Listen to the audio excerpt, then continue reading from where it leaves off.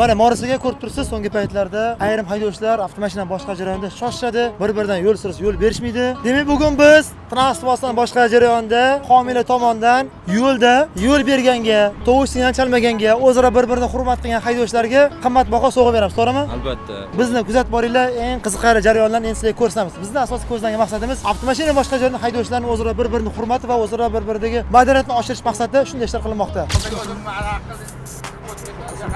To'xtang aka, to'xtang. Aka yurmay qoldi. Assalomu alaykum. Ha, yordam kerak edi aka. Вы понимаете машину? Yangi mashina bo'lsa nima bo'ldi? To'g'rimi?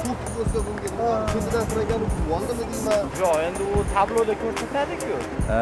Bitta ko'ring, keling. Yurmay qoldi, o'shanga to'xtadim. Benzinmi? Bu gibrid bu. Hozirgi vaziyat fikringiz qanaqa? Nima bo'ldi o'zi jarayon mana? Mashina to'xtadi. Yurmay qoldi mashina, to'g'rimi? Nimaga siz signal chalmadingiz? Sabab. Men minbar uzr, yana bilmasam qilib qo'ydimmi, boshqa qildimmi, yo'l yurganda deb so'rayman deyaptim. Men o'shani to'xtadim. Taxminan adashmasam 15-20 soniya umuman siz signal chalmayapsiz.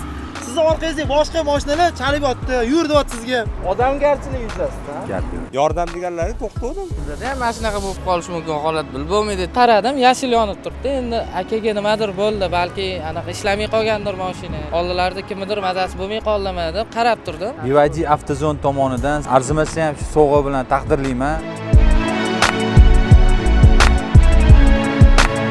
Mana bugun yo'l harakati xavfsizligi xodimlari bilan BYD Avtozon hamda A-Bozor servis korxonalarimiz bilan birga hamkorlikda haydovchilarimizni yo'l harakatida o'zlarini madaniyatlarini oshirish bo'yicha tadbir olib bordik. Bugungi tadbir jarayonida biz ko'rdikki, haydovchilarning qaysidir haydovchining mashinasi buzilib qolsa, yordam berish jarayonida. Bugun biz ko'rdikki, haydovchilarning transport vositasi boshqa jarayonda bir-biriga o'zaro hurmatni va bir-biriga madaniyatni, har bir haydovchi o'zaro bir-birini hurmat qilgan holatda, bir-biriga madaniyatli bo'lgan holatda avtomashina boshqarishlarni so'rab qolamiz.